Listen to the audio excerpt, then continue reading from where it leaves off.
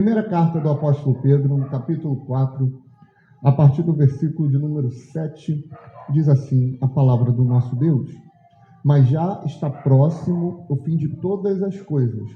Portanto, sede sóbrios e vigiai em oração, tendo, antes de tudo, ardente amor uns para com os outros, porque o amor cobre uma multidão de pecados, sendo hospitaleiros uns para com os outros, sem murmuração, servindo uns aos outros conforme o dom que cada um recebeu, como bons dispenseiros da multiforme graça de Deus.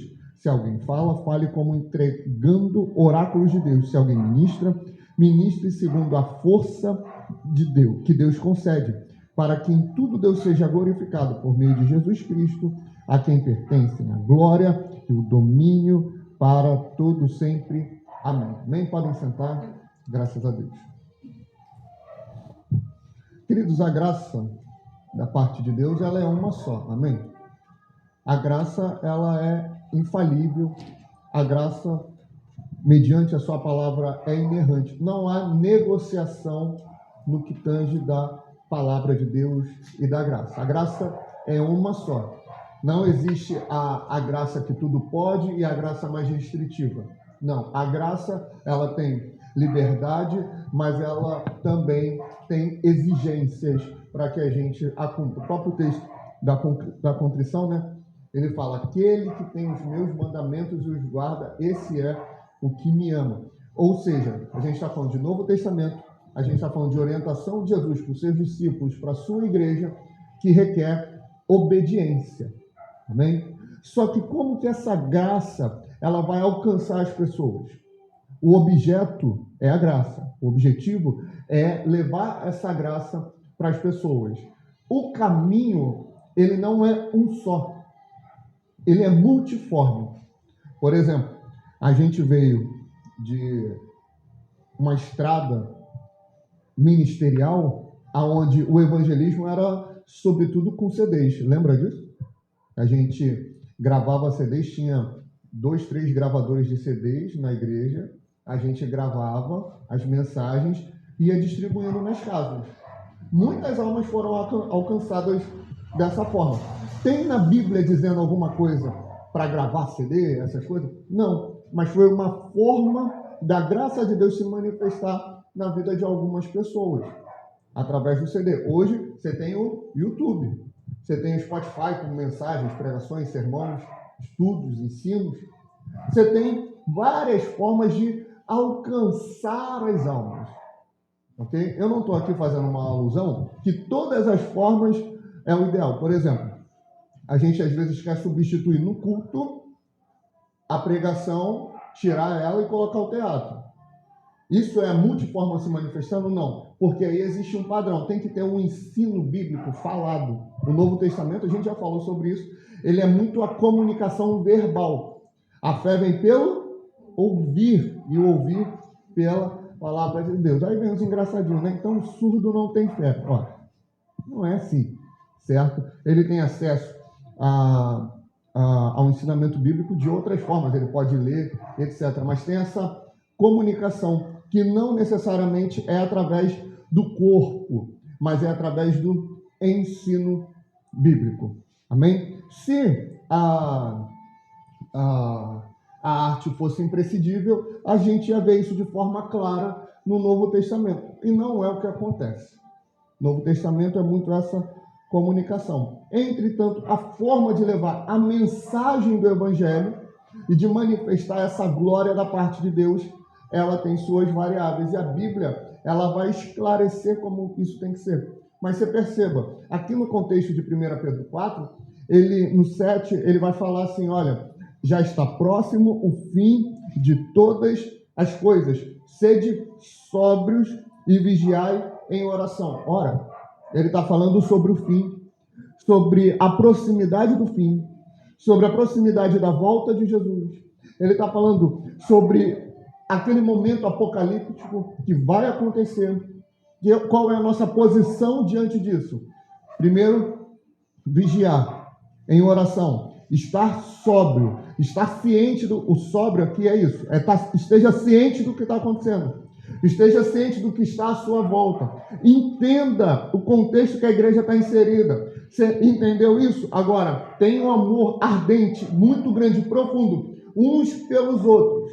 Manifeste esse amor. Olha só como ele está falando que tem que ser a nossa postura diante do momento pré-fim, do início do fim. A postura não tem que ser de pegar e inventar sinais, de potencializar eventuais sinais. Por exemplo, a internet está empolvorosa, que ontem o candidato à presidência, né, o pré-candidato, sei lá, quem que é, dos Estados Unidos, tomou um tiro. Aí, 20 minutos, né? Já estava lá, pastores, depois vocês veem, pastor dessa postando um monte de coisa, porque existe uma preocupação muito grande, e não é nenhuma crítica por eles terem postado, mas existe uma preocupação muito grande para apontar, por exemplo, quem é o anticristo. Alguns acham que pode ser ele, o Donald Trump, outros acham que pode ser o genro dele, tem até um embasamento, porque ele chegou em 1980, se eu não me engano, e falou: eu vou trazer a paz entre Israel e Palestina. Israel é o povo de Deus. Era o povo de Deus. Palestina são os inimigos de Israel. Ele foi o primeiro, nesse período todo, que conseguiu fazer isso, no período do mandato dele. Foi ele sair que deu ruim lá, o Hamas. Tudo isso. Então pode até ter um fundo de verdade, ele pode até ser o anticristo, irmãos, mas para a gente não importa. O nosso objetivo não é tentar desvendar quem é o anticristo. A nossa postura como igreja não tem que ser essa de tentar descobrir aquilo que não foi revelado. A nossa postura, número 1, sobriedade. Tem que estar atento ao que está acontecendo, ok? Vigiar em oração, ou seja, orar. Amar ardentemente a igreja, o povo de Deus, porque o amor vai cobrir uma multidão de pecados. Ser hospitaleiro, ou seja, ajudar, estender a mão, não murmurar, servir, no verso 10. E como a gente vai servir? Conforme o dom que cada um recebeu como bons despenseiros da multiforme graça de Deus. A igreja serve. A igreja, ela vai ter uma disposição, uma posição natural, servindo através dos dons que Deus vai distribuindo pela igreja. Para isso é importante entender como funciona a manifestação dos dons na minha vida e na sua vida. Aqui tem uma lista dos dons, bem curta, o verso 11. Se alguém fala, fale como entregando oráculos de Deus. Esse é o dom daquela pessoa que não é quem fala muito, amém? Aqui não é o dom de línguas, né?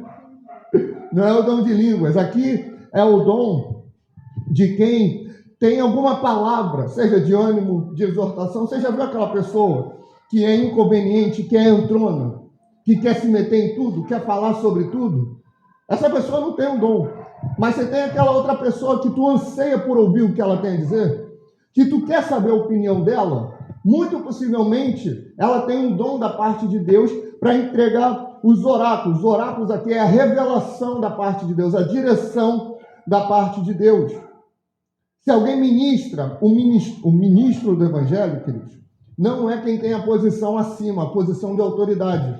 Ministro é uma palavra que em grego era denominada para aquela pessoa que tinha que cumprir uma última missão antes de morrer. O ministro do evangelho é isso, ele dedica toda a sua vida ao evangelho até o ponto de morrer.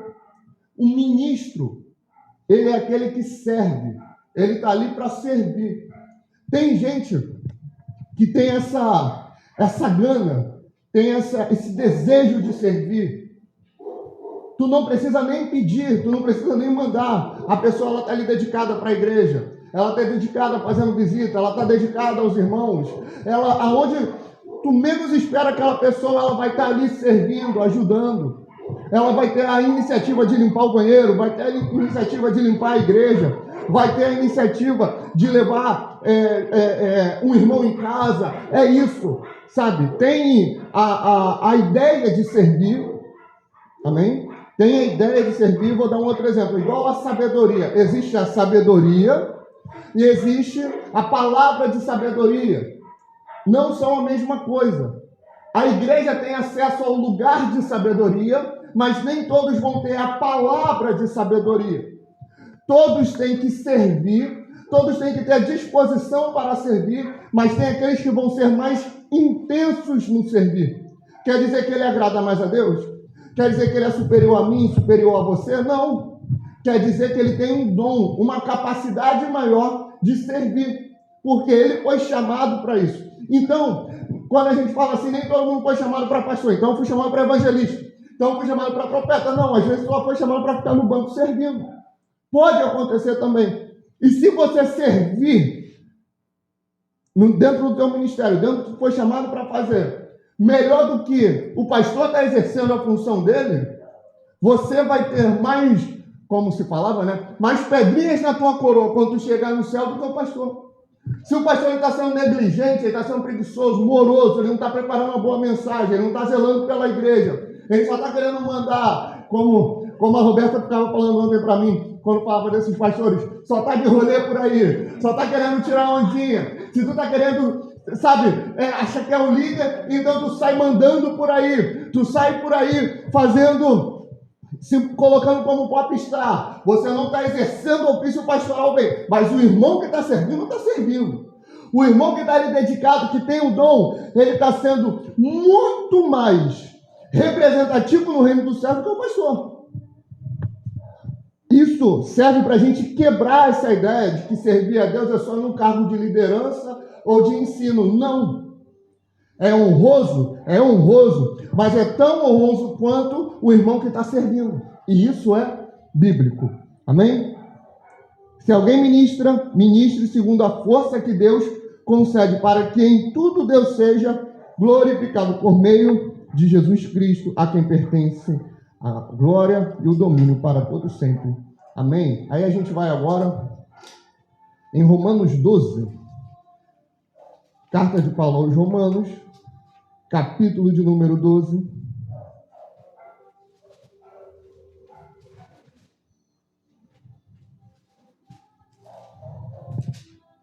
A partir do verso 3. Amém? Porque pela graça que me foi dada, digo a cada um dentre vós que não tenha a si mesmo mais alto conceito do que convém, mas que pense sobriamente, conforme a medida da fé que Deus repartiu a cada um. Pois assim como em um corpo temos muitos membros, e nem todos os membros têm a mesma função, assim nós, embora muitos, somos um só corpo em Cristo, individualmente membros uns dos outros. De modo que, tendo diferentes dons, segundo a graça que nos foi dada, se é profecia, seja ela segundo a medida da fé. A profecia a gente vai falar lá em Coríntios, amém? Se é ministério, seja em ministrar, já falamos lá em 1 Pedro. Se é ensinar, haja dedicação ao ensino. Queridos, nem todos foram chamados para ensinar, mas aqueles que foram precisam entender o seguinte: se eu fui chamado para ensinar o Evangelho de Jesus Cristo, a palavra de Deus, isso não quer dizer que eu vou chegar no culto, vou receber um negócio aqui, o download, né? E vou apertar o botão e vou transmitir para a igreja. Você percebe? É um dom, mas existem dons que você tem que aprimorar. Talvez todos você tenha que aprimorar. Todos você tem que ter dedicação. Que ele fala, se é ensinar, que haja dedicação no ensino. Ou seja, você tem que sentar em casa, no seu escritório, você tem que estudar 10 horas para pregar 1 hora. Tem pregador antigo que passava a semana inteira estudando para pregar no domingo. Por quê? Hoje a gente se preocupa muito com a performance por causa do YouTube. Se preocupa muito com a performance por causa do DVD. A postura, a voz bonita. Aonde tiver um demônio no raio de 5 quilômetros. Já viram isso? Pois é. Não pode falar que é o deputado lá da sobrancelha bonita, porque senão pode dar cadeia. Mas a gente se preocupa muito com a aparência A gente tem dedicação na arrumação, dedicação na voz, a gente tem a dedicação no blá blá blá, a gente tem a dedicação na persuasão, nos gatilhos mentais, no marketing, nisso tudo. Mas não tem a dedicação em se aprofundar naquilo que a Bíblia está dizendo. A gente se aprofunda na declaração de fé da igreja, na confissão de fé da igreja, mas não se preocupa com o que a Bíblia diz. A dedicação ao ensino é você pegar a palavra de Deus, pegar o texto grego, pegar ali o contexto cultural, geográfico, histórico e aprender ele para poder passar e ensinar para a igreja. Porque toda a palavra é inspirada por Deus e ela é proveitosa para redarguir, para corrigir, para exortar em toda justiça. Amém? Então tem que ter dedicação. Entender o que é chamado para ensinar. Tenha dedicação no ensino, ou que exorta, use esse dom para exortar. Existe uma ideia sobre exortação, como se exortação fosse correção, né? Mas exortação não é correção. Depois vocês podem olhar aí o significado, ou não é só correção. Exortação é você ou dar um sacode, ou simplesmente animar. Você já viu aquela pessoa que é para cima? Que sempre o copo está meio cheio? Aquela pessoa que é, vibração total? Não, vai dar certo, vamos fazer, vamos acontecer. A gente acha que a pessoa é muito positiva, né? Mas não é. Essa pessoa, quando ela te vê para baixo, ou quando você vê alguém para baixo, se você for essa pessoa, tu vai querer animar, tu vai querer botar para cima. Diferente da pessoa que é forçada, sabe? Pessoa que, tipo assim, que é inconveniente. A pessoa que tem esse dom, quando tu cola com ela, ela vai te colocando lá em cima, ela vai te animando, ela vai te empurrando mais para Deus. Mais e mais e mais. Então, existe esse tipo de dom, a pessoa que exorta, a pessoa que anima, a pessoa que pega na mão e te leva ali para um lugar de fé, para um lugar de esperança, para um lugar de desejo. O que reparte, faça isso com liberalidade, ou seja, que divide, que compartilha suas coisas. Tem gente que é assim, né? Nosso padrasto é assim, né? Que pega, irmão, não vai ter, acaba o culto, se tiver 15 irmãos aqui e tiver comida para 4 pessoas, ele vai chegar, não, vamos almoçar aqui. Tem 15 cabeças, né? Mas só tem comida para 4. Bota tudo num prato, divide e acabou. Certo? Por quê? É um dom de repartir, é um dom de compartilhar, é um dom, de não ser egoísta, de levar as coisas para as outras pessoas. Repartir, faça com liberalidade. O que preside, faça com zelo, ou seja, o que preside, o que organiza, o que lidera, porque não tem bagunça no reino dos céus, amém? Existe a organização. Quer ver um exemplo de organização? Pai de Xandão, irmão Jerônimo.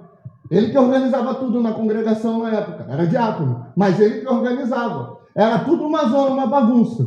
Mas se tinha um pouco de organização é porque estava sobre ele. Não sei se você vai lembrar, mas ele era assim. Ele manobrava. Então a gente gosta de falar.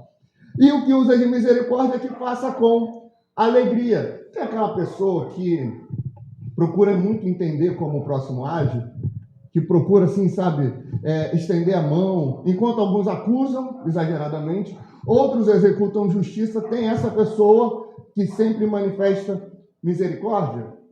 Eu não estou falando do bobão, eu não estou falando da pessoa que não sabe lidar, não. Aquela pessoa que entende que a outra errou, que entende que a outra pessoa zoneou o plantão, mas viu nela arrependimento e manifesta misericórdia. É isso. Também é um dom. Vocês perceberam que a gente gastou um tempinho? São que horas agora? A gente gastou pelo menos uns 20 minutos para falar de dons que não estão em Coríntios. São dons mais ordinários, mais cotidianos. Com exceção ali, talvez, da profecia, são dons que a gente talvez não considere dom, mas acontece muito mais no dia a dia do que os que a gente vai ler aqui em Coríntios agora. Vamos lá. 1 Coríntios, primeira carta de Paulo aos Coríntios, capítulo de número 12, a partir do primeiro versículo.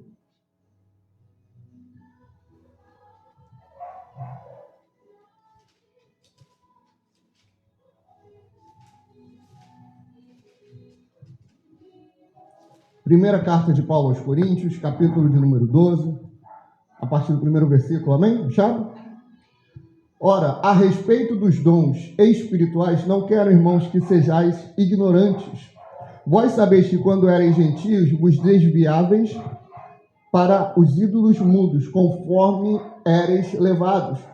Portanto, vos quero fazer compreender que ninguém, falando pelo Espírito de Deus, diz Jesus é anátema, anátema maldito. E ninguém pode dizer Jesus é o Senhor, senão pelo Espírito Santo. Aqui, basicamente, Paulo está dizendo, eu não quero que vocês sejam ignorantes. O ignorante é aquele que não tem conhecimento a respeito de um assunto. Eu não quero que vocês não tenham conhecimento a respeito dos dons. Porque vocês, no passado, eram carregados por ídolos mudos. E vocês tinham um relacionamento com eles, vocês tinham uma interação com eles, e o que eles mandavam você fazer, você fazia. Só que ele faz questão de enfatizar ídolos mudos. Ou seja, ídolos que não têm manifestação e vocês agiam por eles. E falavam através deles, ou falavam em nome deles. Agora não. Agora vocês servem ao Senhor que fala. Vocês servem ao Senhor que se manifesta. Vocês servem ao Senhor que age. Então, esse Senhor, ele distribui dons para a sua igreja. E eu quero que vocês entendam como esses dons funcionam. Não é deliberadamente. Porque nem todo aquele que fala que Jesus é anátema, ele não fala pelo Espírito do Senhor, mas aquele que diz que Jesus é o Senhor, fala pelo Espírito de Deus. E o falar aqui não é só da boca para fora, amém? Porque tem gente que fala que Jesus é o Senhor, mas não vive como se ele fosse Jesus é o Senhor. Não foi convencido. Tem um contexto cultural aqui. Para alguém à época falar que Jesus é o Senhor, ela tinha que de fato reconhecer ele como Senhor, como Deus. Quem não reconhecia falava que ele era uma maldição, que ele era maldito. Nos nossos dias isso se manifesta de uma outra forma, se manifesta mais com a vida e como a gente leva ela diante de Deus. Ora, verso 4. A diversidade de dons, mas o Espírito é o mesmo. E há diversidade de ministérios, mas o Senhor é o mesmo. E há diversidade de operações, mas é o mesmo Deus que opera tudo em todos. Ou seja, tem dons, mas o Espírito é o mesmo. Tem ministérios, mas o Senhor é o mesmo. Tem diversidade de operações, mas Deus que opera tudo. Lembra do que a gente falou em 1 Pedro? A graça é uma só, mas a manifestação dela é multiforme, porque é através dos dons que elas se manifestam. Resumo da ópera: por que tem que ter os dons? Por que tem que ter a ação dos dons? Porque através dela, Deus vai se manifestando e a gente vai entendendo que Ele tem autoridade sobre tudo e sobre todos. Você vai ver no mundo egoísta, no mundo onde as pessoas só pensam no seu umbigo, no mundo onde tem a maior falácia que existe, chamada amor próprio. Quando vem o dom que se manifesta de repartir, de compartilhar, você vê Deus aí. Você vê a obra de Deus. Você vê que aquilo que é falado, que é pregado, se manifesta na vida da igreja. Você vê que aquilo que é ensinado, por isso que João fala, não amemos somente de palavras, mas em obra e em verdade. Quando isso acontece, você vê um diferencial. Por quê? Aquela pessoa está agindo através do dom que ela recebeu. Aquele que serve, o ministro que serve, de forma voluntária, ele é diferente. Quando você vê dois pregadores muito bons, mas você sabe que um não cobra para pregar o evangelho, o outro cobra, você vê Deus na vida de quem? Do que não cobra. Porque ele entende que o serviço dele é literalmente isso: servir a igreja com o seu ensino e com a sua mensagem. Então, os dons, quando se manifestam, é para mostrar que ele tem autoridade. Lembra quando Jesus expulsava o demônio? Olha, ele tem autoridade sobre os demônios. Quando os discípulos expulsavam, chegava para ele: olha, em teu nome até os demônios se nos sujeitam. O coxo anda, o mundo fala, os cegos veem, porque tem essa manifestação sobrenatural, mostrando que ele é acima de doença, acima de situações físicas, acima de demônios, acima de tudo.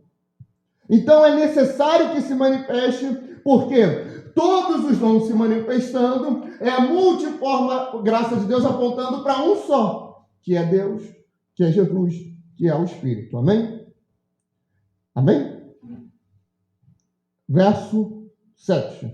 A cada um, porém, é dada a manifestação do Espírito para o proveito comum. Porque a um pelo Espírito é dada a palavra da sabedoria. O que é a palavra da sabedoria? Depois ele fala da palavra de ciência, que é a palavra de conhecimento. A palavra de sabedoria e a palavra de conhecimento, elas são muito parecidas. Vai ter um ponto simples que traz uma diferença muito grande. Ambas as palavras é quando você recebe uma revelação da parte de Deus a respeito de algo, da vida de alguém. Essa palavra de sabedoria ou de conhecimento, ela pode se manifestar através de visão, você pode ver alguma coisa, ou você, por exemplo, a gente pode estar aqui, estou pregando, uma de vocês vê aqui do lado, ou em algum lugar aqui, um anjo, um ser angelical, um ser diferente, ou Deus nos livre, pode ver um demônio. Isso daí é o quê? Você está tendo uma visão dentro do plano do que está acontecendo ali. Mas você também pode estar ou aqui ou em algum outro ambiente que você vai, aquilo que você está vendo some e você passa a ver a visão que Deus quer que você veja. Sobre a vida de alguém, sobre a sua vida, sobre alguma revelação que Deus quer te dar. Você tem, isso é visão. Você tem a revelação, que é ouvir algo diferente, alguma coisa estranha, uma voz diferente, que você está entendendo algo, ou você pode, isso daí é estranho, mas você pode ouvir por dentro. É como se dentro de você tivesse ouvidos, e você ouve sem ouvir uma voz. Você entende que algo está sendo falado com você, e você entrega essa realidade. Essa é a revelação. Visão, revelação, e o mais prático de todos, né, e que a maior parte dos crentes gosta, que é o sonho. Por quê? Deus te usa dormindo, amém? Isso daí é maravilhoso. Então, você tem visão, revelação e sonho, na palavra de sabedoria e na palavra de conhecimento. Qual a diferença das duas? A palavra de conhecimento, Deus ele te revela algo, um fato, e ok, você tem a revelação ali. Na palavra de sabedoria, ele te revela algo com um conselho. Vou te dar um exemplo prático. José, ele interpreta o sonho de Faraó. Isso daí é uma das palavras, conhecimento ou sabedoria. Só que ele não só interpreta. Vocês lembram do sonho, né? Das vacas magras e gordas e das espigas magras e saudáveis, gordas, aquela coisa toda lá. Como é que José entrega a revelação do sonho? 7 anos de fartura e 7 anos de pobreza. Faraó fica desesperado, o que é que eu vou fazer? Aí José vem com a palavra de sabedoria, entregando para ele ali digamos assim, o molho. Olha só o que tu vai fazer, Faraó. Faraó, vem na minha, vem comigo, cola com eu. Você vai separar um homem,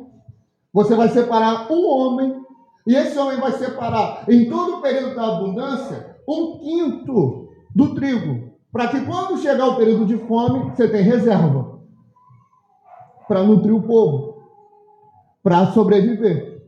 Isso é a palavra de sabedoria. Ele só não chegou e entregou ali uma revelação. Ele entregou um conselho da parte de Deus. Palavra de conhecimento. Natan chega para Davi, conta aquela parábola, tudo que estava acontecendo e fala: Davi, esse homem é você. Ele não dá um conselho, busca Deus, faz isso, aquilo, outro. Não, é isso. Bum, entrega a revelação. Pronto, acabou. Amém? Palavra de ciência. Algo é revelado por visão, sonho ou revelação. Palavra de sabedoria também. Só que na palavra de sabedoria você tem um acréscimo de um conselho da parte de Deus. Uma direção específica. Outro, pelo mesmo Espírito, a fé. A fé, irmãos, o dom da fé é diferente. Você tem 3 tipos de fé, amém? Você tem a fé salvífica. Porque pela graça sois salvos por meio da fé, isso não vem de vós, é dom de Deus. Todos os crentes na face da terra que foram salvos, que estão sendo salvos e que serão salvos, têm fé, acreditam em Jesus como seu único e suficiente Salvador. E você tem aquela pessoa que tem uma fé um pouco mais diferente, que é a fé para pedir em oração. Você tem essa pessoa. Tanto que Tiago fala, aquele que tem falta de sabedoria, peça a Deus, mas peça com fé, sem duvidar, porque Ele dá liberalmente. Ou seja, aquilo que na palavra está escrito, a gente tem que ter fé que vai alcançar. Mas você tem aquela pessoa que vive na fé sobrenatural, que vive milagres incríveis da parte de Deus. E a fé, ela, talvez não, a fé, ela é muito pessoal, que transborda para quem está ao teu redor. É uma manifestação clara de Deus direto na tua vida, que quadros e situações de causas de fato impossíveis, Ele vai agindo e vai virando e vai mudando. Só que isso é para quem tem o dom da fé, isso não é para todos, isso é para alguns, para que essa pessoa seja um testemunho vivo e claro do poder e do agir de Deus. Você vê, tem um evangelista, um missionário dos nossos dias, chamado Josué Irion. Ele é um homem que tem o dom da fé. Ele tem um dom da fé que é tão tremendo que ele estava em uma viagem missionária, ele foi hospedado em um hotel, ele estava sem dinheiro nenhum, e ele orou e falou, Senhor, o que é para ti, meu pai? Aquele negócio ali, um hambúrguerzinho do M, do McDonald's, Senhor. Envia para mim, Senhor. Questão de minutos. A pessoa foi lá, bateu e falou, mandaram te entregar aqui. Esse é um dom da fé. É algo que é literalmente diferente. É uma intervenção da parte de Deus na vida daquela pessoa, para que ele venha manifestar o seu poder. Outros, pelo mesmo Espírito, têm os dons de curar. Interessante que você lê todos os dons, palavra de sabedoria, singular. Palavra de ciência, singular. Palavra dom da fé, singular. Só que vai falar da cura, não fala dom de curar, fala dons de curar. Vê aí na versão de vocês se está dons de curar, se a parte da cura está no plural. Por quê? Possivelmente, tem a pessoa que tem o dom da cura e tem algumas outras que têm dons de cura específicos. Provavelmente, possivelmente, tem pessoas que têm a manifestação para agir com o dom de curar numa área mais específica. Talvez visão, talvez numa área de câncer, de diabetes, talvez. Não dá para saber e definir muito bem. Só que tem esse diferencial. E o dom da cura, a gente sabe o que é. É dom para curar. E a cura, ela não está liberada para todos. Ela não é para todo mundo. Ela não é para todo crente. Ela não é para todo mundo que está doente. É uma manifestação específica, rara, da parte de Deus, para mostrar a autoridade dele sobre a enfermidade, que sempre foi um problema. O outro, a operação de milagres. A cura, aqui ó, a cura no corpo. O milagre, ele possivelmente é fora do corpo, com exceção da morte. A ressurreição não é cura, porque já morreu. A ressurreição é um milagre. Só que situações naturais, elas são consideradas milagres. Exemplifico, claro.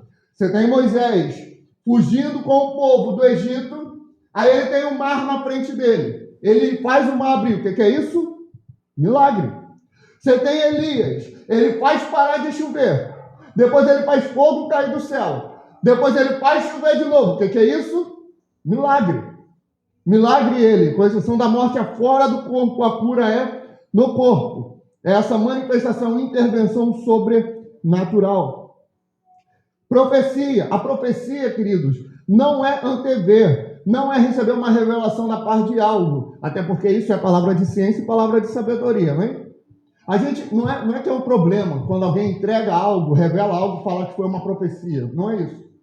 Só que o texto ele não vai te levar a isso. A profecia é muito mais você levar aquela palavra de conserto, você levar aquela palavra de arrependimento. Por exemplo, João Batista, a Bíblia vai dizer que dos nascidos, Jesus fala, né? dos nascidos de mulher não houve um maior do que João Batista. Ele foi o último profeta antes de Jesus aparecer no cenário messiânico. Qual é a profecia que ele faz? Sobre o fim. Qual é a profecia? Ele profetiza sobre Jesus. Jesus era primo dele. Essa profecia eu consigo. Profetizar esse futuro eu consigo. Que viria um maior do que ele, que não era digno de desatar a correr. Ele sabia disso desde pequeno. Ele sabia, ele tinha ciência disso. Mas qual foi a profecia? Por que ele era considerado um profeta? Muito simples. Herodes, sua raposa, larga a mulher do teu irmão. Palavra de conserto. Palavra de arrependimento. Confronto, afrontando. O profeta, ele tem essa liberdade da parte de Deus para executar isso. Não é profeta de internet não, amém? É profeta. Profeta. Amém? Que traz a profecia. Ou a própria pregação do evangelho. Eu creio que a pregação ela está mais ligada ao ensino. O dom de discernir espíritos. Discernir espíritos, o que isso quer dizer? É você entender qual é a ação por trás da manifestação. Por exemplo, o apóstolo Paulo, ele está pregando. Aí me vem uma mulher falando, eis aí um grande homem de Deus, um grande homem de Deus, um grande homem de Deus. Ele vira, repreende ela manifesta demônio. Ué, ela falou alguma heresia, alguma mentira? Paulo era homem de Deus ou não? Mas ele tinha discernimento de espírito e ele soube entender por qual espírito aquela mulher estava agindo. Entende? Então, não é porque usa a Bíblia que é de Deus. Como é que a gente vai entender? A igreja toda consegue entender? Não. Todo mundo consegue entender? Não, mas vai ter o chatinho que vai, isso aí está esquisito. Isso daí vai dar errado. Isso aí vai dar estranho. Eu me lembro de uma época, a Ana vai lembrar disso. Chegou uma mulher meio esquisita, chegou e começou a dar os testemunhos, porque quase me mataram, lembra? E quase isso. E minha mãe orou, e Deus me libertou. Falei, tá esquisito isso aí. E todo mundo amando ela, certo? Todo mundo amando. Tinha um que era contra. Quem era? Ele. E a mulher ganhando a igreja. Em questão de meses, pregou aqui, pregou ali. Botaram para dar aula para a juventude. Eu era professor e líder da juventude. Fui contra, veementemente contra, mas não ouviram. Não ouviram. Só que eu não sabia explicar o que era. Eu não queria que parecesse inveja, ou que está tomando meu lugar e eu não quero que apareça. Mas tinha alguma coisa muito esquisita. Até que passei um dia, estava bebendo lá no bar. Falei, negócio estranho. Relatei. Sou bobo nem nada. Amém. Não, é com eles aí. Aí começou a ir os vídeos de pregação dela para o YouTube. Pessoas que viram ela no YouTube começaram a comentar. Botaram postagens no comentário falando, ela é estelionatária, ela faz isso, ela me roubou, ela aquilo outro. Aí naquela semana, ou 2 semanas depois, sumiu do gasofilaço da igreja, R$5.000. Incrivelmente, no dia que ela foi limpar a igreja. Amém? Isso é o quê? O discernimento de espírito mostrando que a ação que estava sobre a vida dela era maligna. Nem todos conseguem discernir. Mas esse dom é fundamental para que a igreja não caia em perdição. Amém? Dom de discernir espíritos. Variedade de línguas e interpretação de línguas. A variedade de línguas não é dom de idioma. Amém? Variedade de língua não é dom de idioma. Jesus, ele fala, falarão outras línguas. Essa fala de Jesus, que vamos falar em outras línguas, é sobre idioma. Aqui não.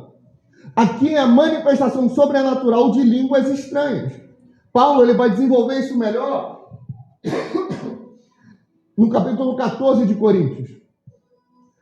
Falar em línguas edifica o seu próprio espírito, o seu interior, quando você fala sozinho.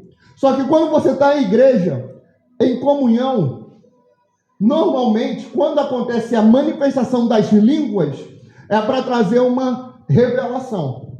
Então, quando eu dou essa aula, geralmente eu tenho um quadro, mas você imagina aqui comigo. Você tem interpretação, você tem línguas estranhas, mas a interpretação igual palavra de sabedoria ou palavra de conhecimento. Quando os dois se manifestam, é para trazer um desses dois. A interpretação, ela sempre vai trazer uma revelação para a igreja ou para quem está sendo direcionado àquela situação ali. Amém? Amém? E a gente tem também, em Efésios 4, mas não vamos abrir, que Paulo ele vai resumir os ministérios. Ele vai falar, uns foram chamados como pastor. Pastor é quem tem o rebanho, é quem lidera, quem cuida do rebanho do povo de Deus, que lhe foi dado ali aquela parcelinha. Pastor, evangelista é quem sai evangelizando. Você lembra do Camarão? Dom nato de evangelista. Sabe como era o evangelismo dele? A qualquer momento. Se ele estava dirigindo, se ele estava no carro, no carona, alguém dirigindo, se qualquer carro parasse do lado dele, ele virava assim, ô irmão. Aí o cara baixava o vidro. Ele pegava um CD, palavra de Deus para você. Jogava. A pessoa ia na igreja e depois se convertia. É incrível isso. Esse é um dom de evangelista.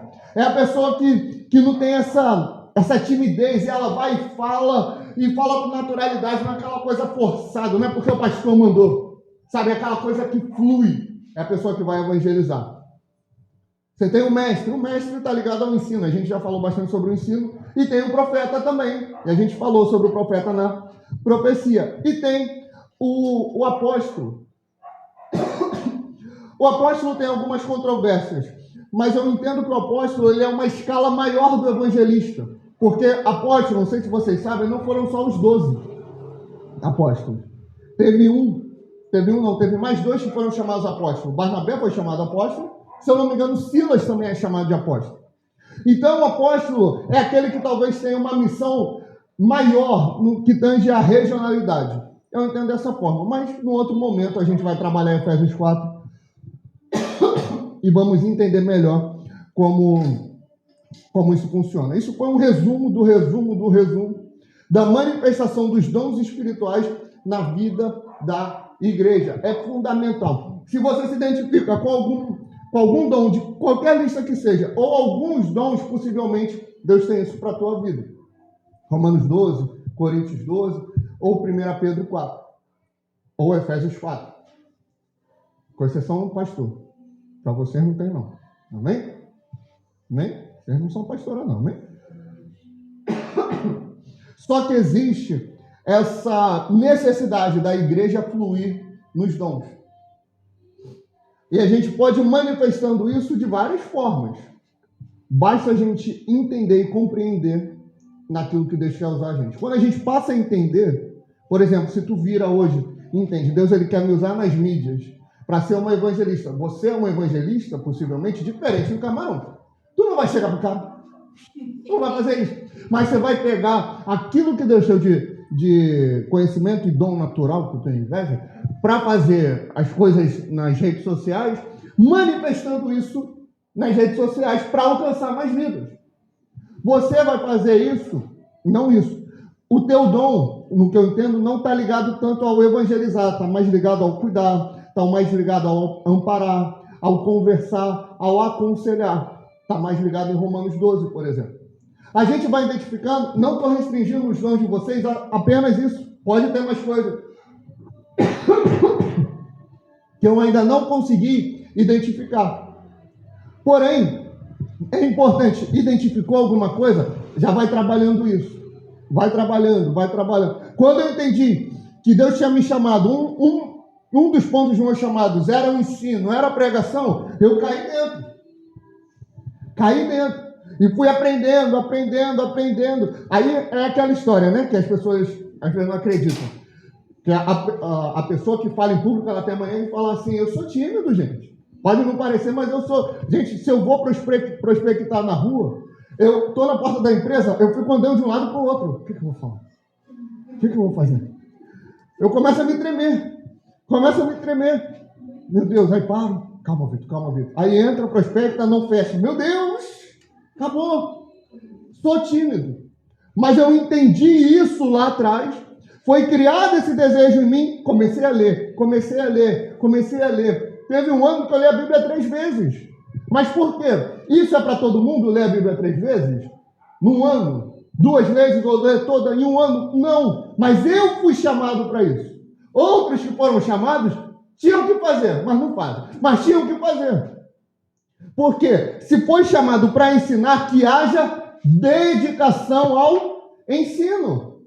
E outros dons que pela graça de Deus se manifestam na minha vida, eu fui entendendo como funciona, eu fui entendendo essa manifestação, fui trabalhando em cima disso para ser aperfeiçoado, para quando Deus chamar, eu seja um obreiro aprovado que não tem do que se vergonhar e manuseie bem a palavra da verdade.